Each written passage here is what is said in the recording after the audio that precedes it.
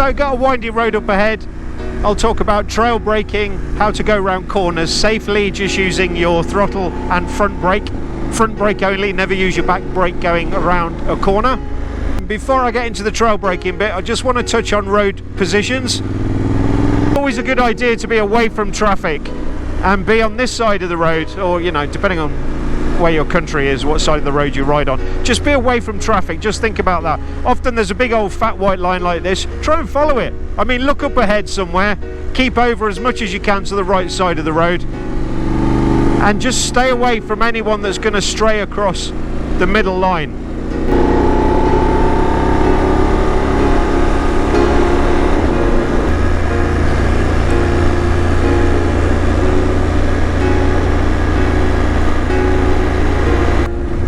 Stay as close as you can to the white line, especially going around corners like this now. I'm trail braking, I'm holding the accelerator open, I've got my middle finger on the brake, so I'm staying close to the edge of my lane, I'm holding to the accelerator, I've got the brake on, I'll let the brake go, holding the brake again, I'm staying over as far as I can, letting the brake go here. And when there's a blind corner like this, come over to this side, that's fine, but then tuck yourself back in as quickly as possible, and that will make more sense when you're going a little bit faster. You just get this nice line.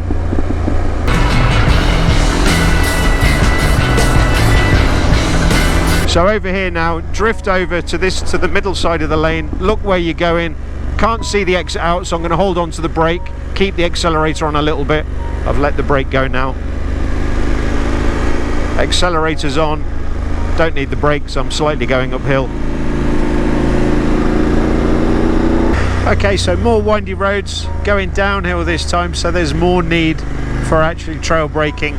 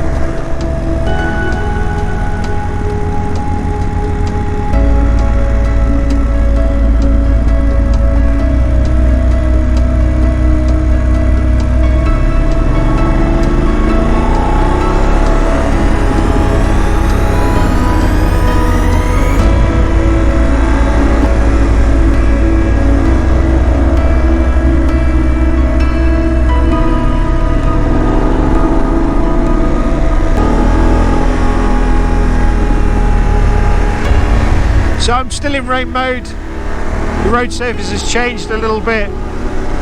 Kind of little bit of loose gravel, kind of gritty stone, so it's probably a little bit better actually. But still some big old wet patches, still quite a bit of grease, a lot of rain being thrown up from the tyres of other cars. So still the kind of condition where you'd want to be riding in rain mode, again just to give you that stability when you are accelerating. You could possibly switch into road mode about now, just the next step up between rain and dynamic. You'll get a little bit better throttle response. Yeah, so the road mode isn't really that necessary, I don't think. I've never really found an ideal use for it. I'm either in rain mode because of conditions like this, and then as soon as it gets marginally better, straight to dynamic. I guess there might be an argument to use road mode just, you know, when you're in dry conditions, but you don't want that, you know, full-on fast response. You just got it a little bit more controlled. Perhaps, I don't know.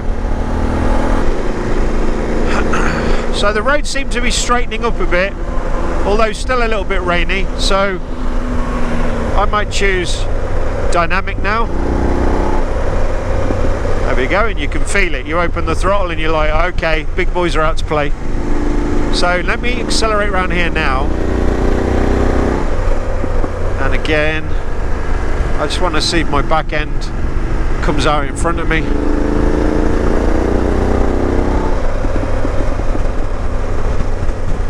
Seems to be okay. Yeah, I mean, you know, I'd be comfortable in dynamic in this condition, this type of road, having that quick response.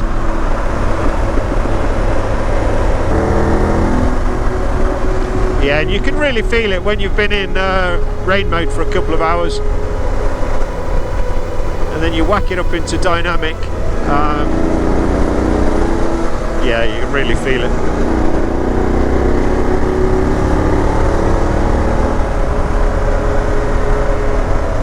Still wet though, so I'm not going to go too crazy.